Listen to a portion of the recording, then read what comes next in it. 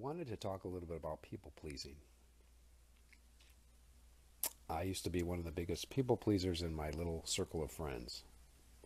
And why did I do it? Well, now that I can look back on everything, I think it was almost like a way for me to um, associate with people. I didn't have a very high self esteem. And so if everybody would like me, then I wouldn't have anything to worry about. So when I say this to you, if I say, that person doesn't like you, how does that make you feel?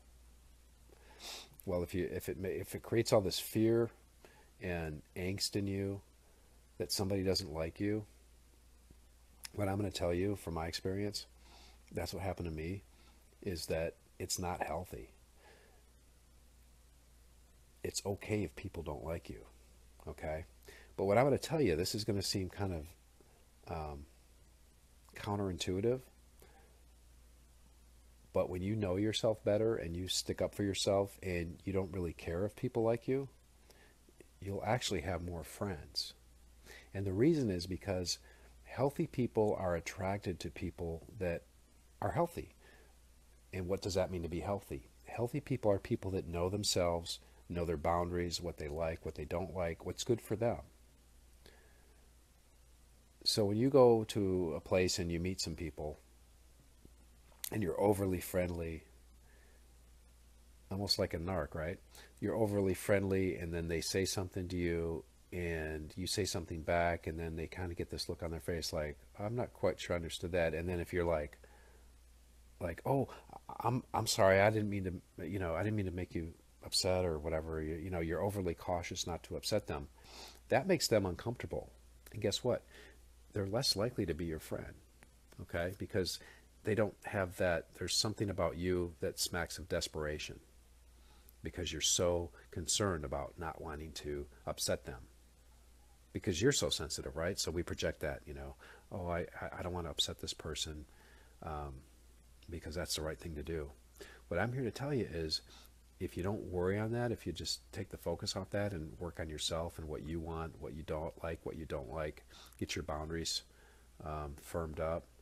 Of course, if you have, you want to break contact with a narcissist, if you haven't done that yet, that's very important to do.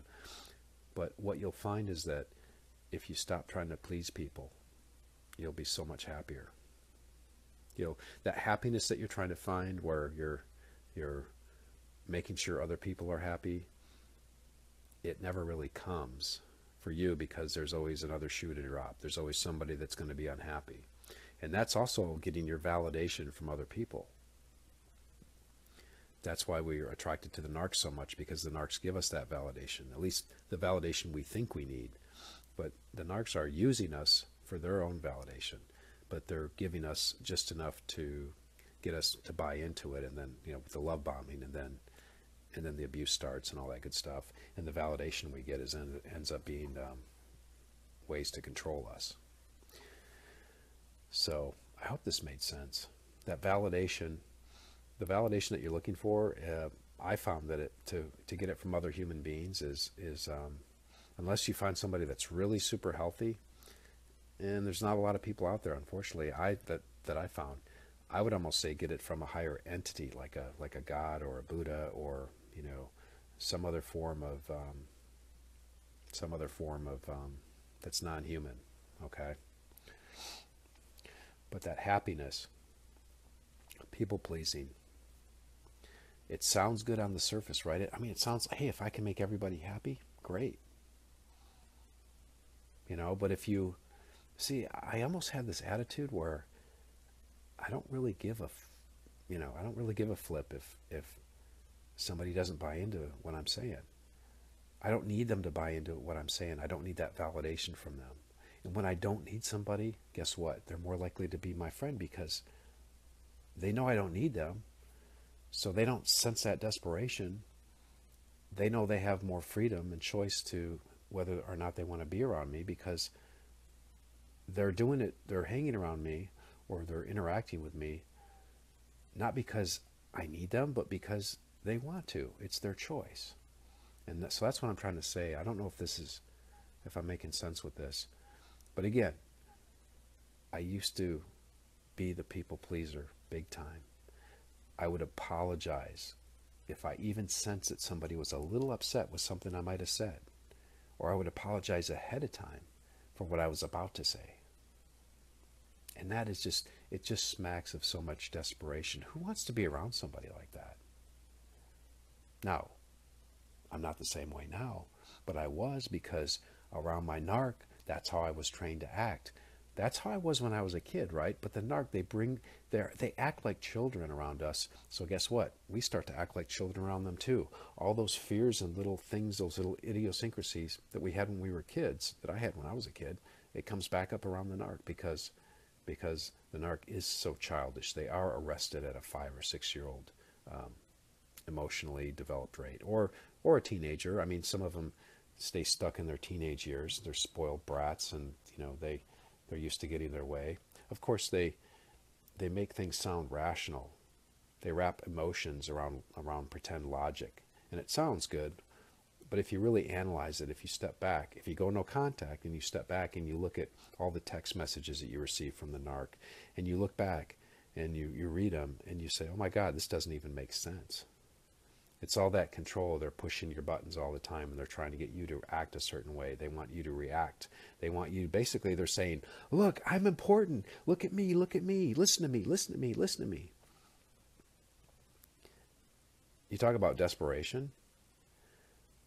If you step back, I mean, really think about this. Think about the times you're with your narc and you're not doing the right thing and you're feeling shameful or guilty about something. Look at the interaction that you had, and I'll bet you'll find there's a desperation there. Because they are desperate, but they have to pretend they're not. And see, that translates into us. We hang around somebody long enough. We depend on them for that validation. And guess what? It affects all of our relationships. We want to make sure we please the narc, right? Because how's the narc pleased? Well, when we do what they say they want us to do, when they control us. So we go out and we look in the other world to do that, but most people in the other world aren't trying to control us. They're just trying to interact with us. Well, we're still in that people-pleasing mode, I'll do this for you, or hey, I'm sorry, or hey, we're putting ourselves down. We're saying, yeah, I'm sorry, I was late, blah, blah, blah. Don't even tell people you're late. You know what? Most people don't even know you were late. You bring attention to it. Don't bring attention to the bad stuff in yourself. I've stopped doing that. I've stopped talking negative about stuff. Oh, sorry, I'm late, guys. People don't care. What's the commercial I saw? It's a great commercial. This is a great commercial. And it's here in the Texas area and the Dallas area. I don't know if it's all over, but there's an ad for, there is a commercial. I think it's for Whataburger, and they do breakfast. Okay? Or maybe it's Jack in the Box. Anyways, this guy is running late for his meeting. He looks at his watch and he's like, oh my God. So he runs to, let's say it's Jack in the Box, and he buys like all these breakfast burritos. He spends like, $15 on breakfast burritos. And he shows up to the meeting with breakfast burritos. And the guy in the commercial, the announcer says, don't be the guy who shows up late. Be the guy who shows up with breakfast. Okay? And that's the thing. I mean, you don't have to go out and buy breakfast and stuff. But my point is that we don't have to highlight our negatives. We do around our narcs, right? Because they train us to do that. But I'm saying if you go no contact, you get out of that habit. You're not going to think like that. You're going to think more positively about yourself. We're not going to be apologizing to people. That's the other thing too. I don't know if you've heard me say this. If you're new, you probably haven't. But stop apologizing. Stop saying I'm sorry. If you're like me, you were apologizing for everything. I was apologizing for, taking up air in the room. That's almost how bad it got, okay? I was apologizing just for existing around somebody. Apologizing for being late, apologizing for, being in the way of somebody when they walked out of the room. No, I was standing there and this person decided to get up and move. And, oh, I'm sorry, let me move out of No, just move out of the way. You have a right to exist. You have a right to be a person who is important. You are important. You don't realize how important you are. And the thing is, we're so used to the narc calling the shots and how we're going to interact today. We get into such a reactive state. We're waiting for people to tell us what to do. And I'm telling you, when you break no contact and you direct your life yourself, you decide what you're going to do, what you're not going to put up with, what you're going to accept. And there'll be a period of time where it'll feel off balance, right? Because it'll feel like you're going from one extreme to the other. But what I'm telling you is you keep practicing that, you'll figure out where you belong. But you got to get the narc out of your life. You got to start just testing it around normal people. Stop apologizing. Stop trying to please everybody. And I guarantee it will give you happiness. Maybe that happiness that you're trying to find. But it just takes a couple of steps. It just takes that, okay, instead of saying I'm sorry, say this. Basically what I'm saying is don't say anything. You can fill that with silence. You start doing that, you'll see it'll make a difference. And if somebody says something to you that's a little off, don't start apologizing or trying to make them like you. Just smile and laugh, and then don't say anything about it. You don't have to have people in your life. And chances are the people you have around you, if you're like me, a lot of the people are used to you being the way you are, like people pleasing and that. Those people you're probably going to lose as friends. But that's okay. You'll make new ones. There's so many people that want to be your friend, especially if you're healthy.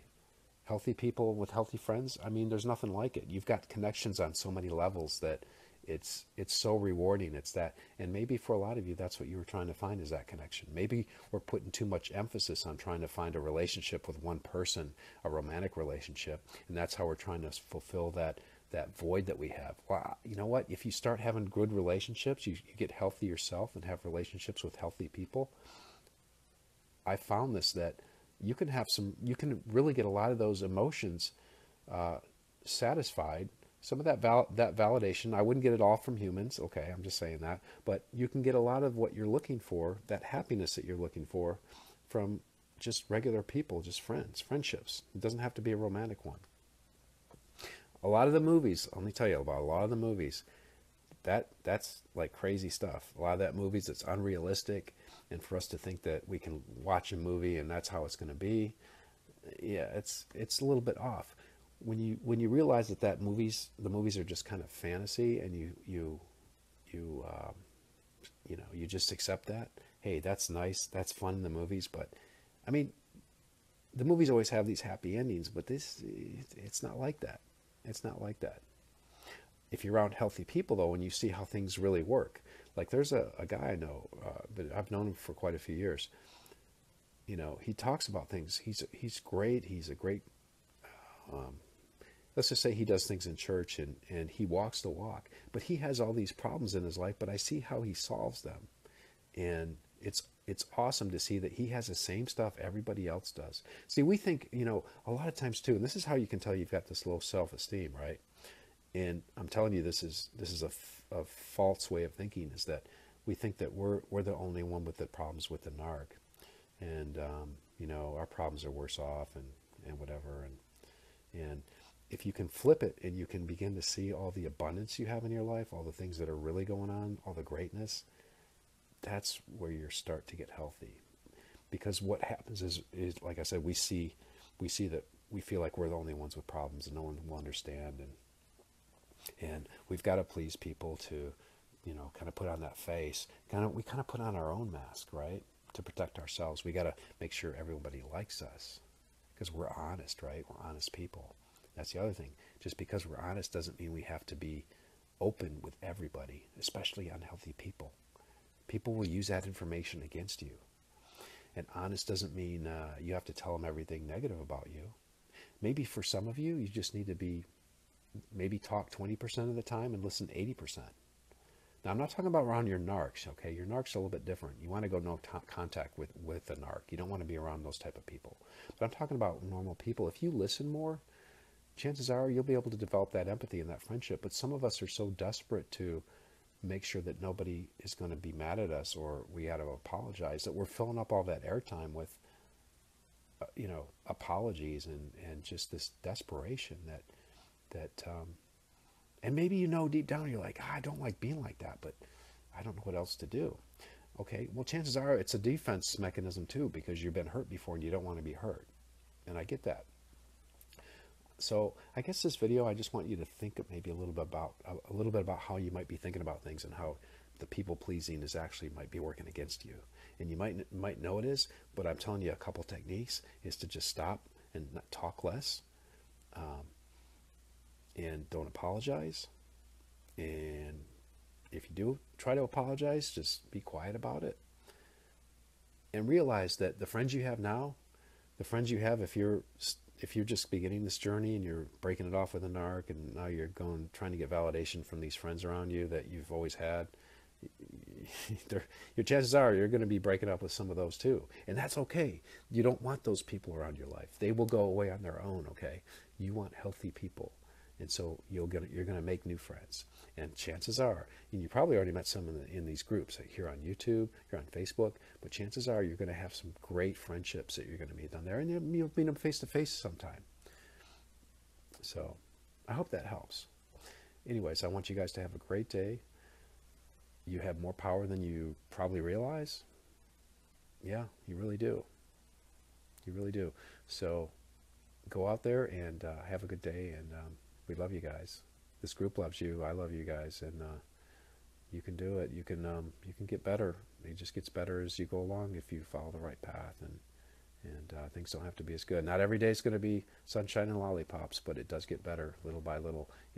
Some days will be setback days and other days, but the long-term trend, is good if you just follow along here and help other people in here and get help yourself. All right, bye guys.